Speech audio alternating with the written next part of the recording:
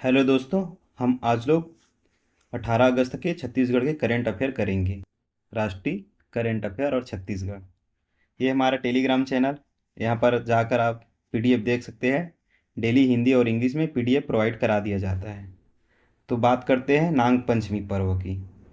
तो इसका तिथि होता है, मनाया जाता है सावन शुक्ल पक्ष की पंचमी को। उसके बाद मान्यता क्या है, देखिए, नाग पूजा होता है इस दिन। नाग को दूध पिलाया जाता है ना। और गीत भी गाया जाता है, नागमत गीत बोलते हैं, लोक गायन परंपरा है ये। उसके बाद देखते हैं खेल क्या खेला जाता है आज के दिन। तो कुश्ती, कबड्डी और बिरौझा। नेक्स्ट देखते हैं, ये है दलहा पहाड़, इसी से संबंधित है। यहीं पर मेला लगता है। तो ये कहाँ है, इस स्थान इसका है अकलतरा, जांजगीर चांपा जिला में। और ऊंचाई है लगभग 700 से 750 मीटर। मेला नाग पंचमी पर विशाल मेला लगता है। उसके बाद दार्शनिक स्थल है नागेश्वर धाम, नागेश्वरी देवी मंदिर और विश्वेश्वरी देवी मंदिर। वहीं पर आश्रम के बारे में बात कर लेते हैं। तो सिद्ध मुनि आश्रम, ये इम्पॉर्टेंट है, थोड़ा देख लीजिएगा। सूर्य कुंड है यहाँ पर। और ये सूर्य कुंड में नहाने से त्वचा संबंधी बीमारी दूर हो जाती है, क्योंकि ये औषधि गुण युक्त होती है। आगे देखते हैं। हाँ, और ये पर्यटन के लिए भी प्रसिद्ध है। आगे देखते हैं नेक्स्ट टॉपिक।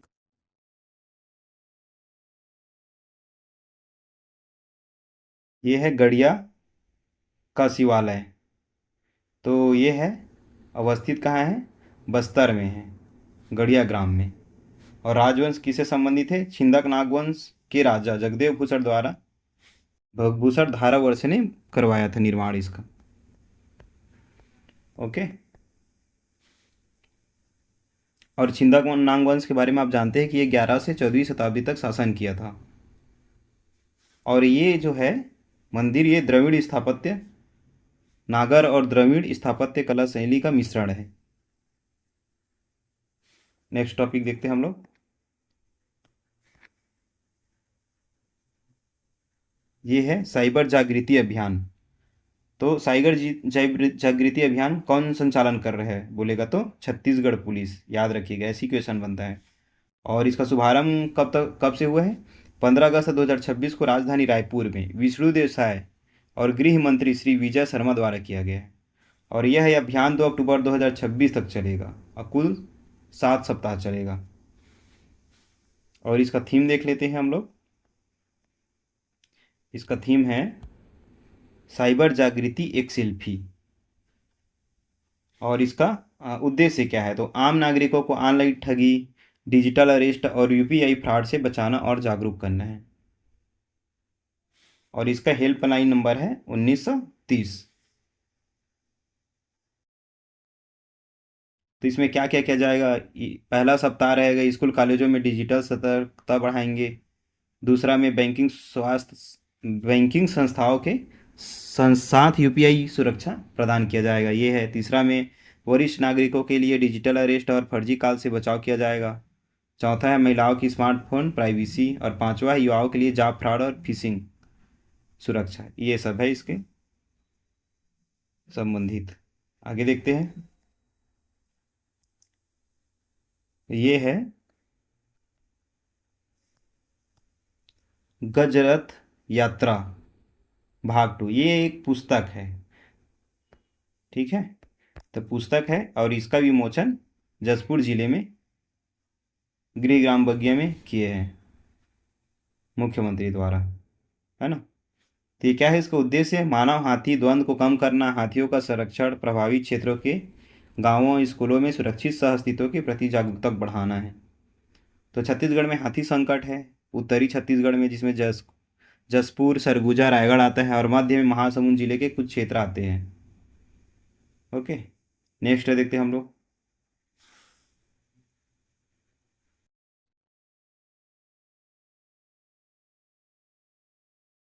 ये है कैलाश गुफा। तो इसके बारे में पूछा जाता है कहाँ स्थित है, तो जसपुर में। उसके बाद फैम टूर है 2026 के बारे में हम लोग देते हैं। तो आयोजक कौन है, छत्तीसगढ़ पर्यटन मंडल। छत्तीसगढ़ पर्यटन मंडल है इसका आयोजक। और अवधि क्या है, 10 से 14 अगस्त 2026 तक चला है। कुल प्रतिभागी ये थे इसमें 48 प्रतिनिधि बस्तर एवं दक्षिण छत्तीसगढ़ हेतु 48 थे टोटल, तो बस्तर दक्षिण छत्तीसगढ़ हेतु 30 और उत्तर छत्तीसगढ़ हेतु 18 थे। और पर्यटन मंडल की अध्यक्ष वर्तमान में नीलू शर्मा जी है। और इसका उद्देश्य क्या है, तो देश के प्रमुख पर्यटन ऑपरेटरों को राज्य की प्राकृतिक, जनजाति और सांस्कृतिक धरोहरों से परिचित कराकर राष्ट्रीय पर्यटन बाजार में पहचान दिलाना छत्तीसगढ़ को। और इसके तहत चित्रकूट जलप्रपात और तीरथगढ़ जलप्रपात इन सबको दिखाना है। भैंसादार कांगेर घाटी राष्ट्रीय उद्यान, इंद्रावती राष्ट्रीय उद्यान। ठीक है, आगे बढ़ते हैं। हाँ, ये क्वेश्चन है, हिलर हर्बल गार्डन योजना एवं वैध सम्मेलन, तो ये शुभारंभ कब होगा, 13 अगस्त 2026। कहाँ होगा, काष्ठागार स्थल दक्षिण कोंडागांव वन मंडल, कोंडागांव जिला में। सीधा सीधा याद रखिएगा, कोंडागांव जिला में हुआ है इसका।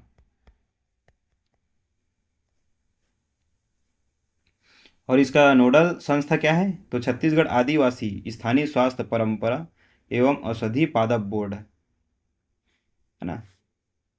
उसके बाद देखते हैं,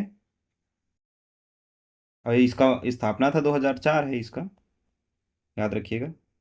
आगे देखते हैं इसका स्लोगन क्या है, तो छत्तीसगढ़ हर्बल स्टेट से हेल्थ हेल्थ स्टेट तक। उद्देश्य पारंपरिक स्वास्थ्य परंपरा और लोक चिकित्सा तथा दुर्लभ वन औषधियों का संरक्षण एवं संवर्धन करना है इसमें। उसके बाद ग्रामीण एवं आदिवासी अंचलों के पारंपरिक वैद्यों का आर्थिक व तकनीकी यानी कि तकनीकी संबल प्रदान किया जाए कि उनको आर्थिक रूप से सुदृढ़ बनाया जाएगा। ठीक है, और शल्य चिकित्सा आधुनिक प्रदान किए जाएंगे, टेक्नीशियन दिया जाएगा, ये सब है इसमें। उसके बाद देखते हैं पारछा वियर, ये है पारछा वियर, तो विश्व धरोहर सिंचाई संरचना में शामिल किया गया है। तो कहाँ है स्थान, झांसी उत्तर प्रदेश में। और मान्यता किसने दी है, ICID द्वारा प्रदान की गई है ना। और ये ICID का क्या नाम है पूरा, international commission on irrigation and drainage. ठीक है, और ये क्या करता है, दुनिया भर की प्राचीन संरचनाओं को मान्यता देता है जो 100 वर्ष से अधिक पुरानी है और आज भी सिंचाई में उपयोगी है। ठीक है, तो ये है इसका। तो ये निर्माण काल है इसका, तो उम्र क्या है देखिए पार्श्व बियर का, 140 वर्ष पुराना बियर है। निर्माण काल वर्ष 1881 से 1886 के बीच हुआ था। और नदी कौन सा है, बेतवा नदी पर निर्मित है ये। नेक्स्ट टॉपिक देखते हैं हम लोग, ये देखते हैं 16वें वित्त आयोग का निर्णय। तो 16वें वित्त आयोग ने हिट वेव लू बोलते हैं और लाइटिंग आकाशीय बिजली को आधिकारिक तौर पर अधिसूचित प्राकृतिक आपदाओं की सूची में शामिल कर लिया है। तो नया बदलाव क्या है देखिए, हीट वेव लू और लाइटिंग आकाशीय बिजली को प्राकृतिक आपदा घोषित किया गया है ना वर्तमान में। और संख्या में वृद्धि, कुल अधिसूचित आपदाओं की संख्या पहले 12 थी, अभी 14 हो गई है। और ये जो 16वें वित्त आयोग की अवधि है, ये तो बहुत ज़्यादा इंपॉर्टेंट है, 2026 से 2031 तक 5 वर्ष के लिए नियुक्त किया जाता है। ठीक है, और इसके आयोग के अध्यक्ष है, ये वित्त आयोग के अरविंद पनगड़िया। आप पहले 16वें यानी पहले वित्त आयोग के अध्यक्ष का नाम कमेंट में बताइएगा। और राज्यों को लाभ क्या मिलेगा, अब देखिए, अब क्या बोलते हैं, इन दोनों आपदाओं से प्रभावित होने पर राज्यों को SDRF और NDRF कोष से वित्तीय सहायता मिल सकेगी। ओके, नेक्स्ट टॉपिक देखते हैं, ये है राष्ट्रमंडल तलवारबाजी चैंपियनशिप 2026। तो कहाँ आयोजन हुआ है, लागोस नाइजीरिया। और अवधि क्या है, 9 से 14 अगस्त 2026 तक। भारत के कुल पदक, तो भारत ने 35 पदक जीता है, जिसमें से 13 स्वर्ण है और 8 रजत, 14 कांस्य। और देखिए भारत ने पहली बार ओवरऑल चैंपियनशिप टाइटल जीता है ना। आगे देखते हैं हम लोग पदक तालिका में स्थान क्या है भारत का, तो ये भारत प्रथम स्थान पर है। तो MP हो जाता है भारत जिसमें प्रथम स्थान पर होता है। दूसरा इंग्लैंड है ये। ठीक है, उसके बाद तीसरा नाइजीरिया है। तो हमारे यूट्यूब चैनल को सब्सक्राइब करिएगा और लाइक करिएगा और दोस्तों को शेयर करिएगा। मिलते हैं अगले करेंट अफेयर के साथ। धन्यवाद।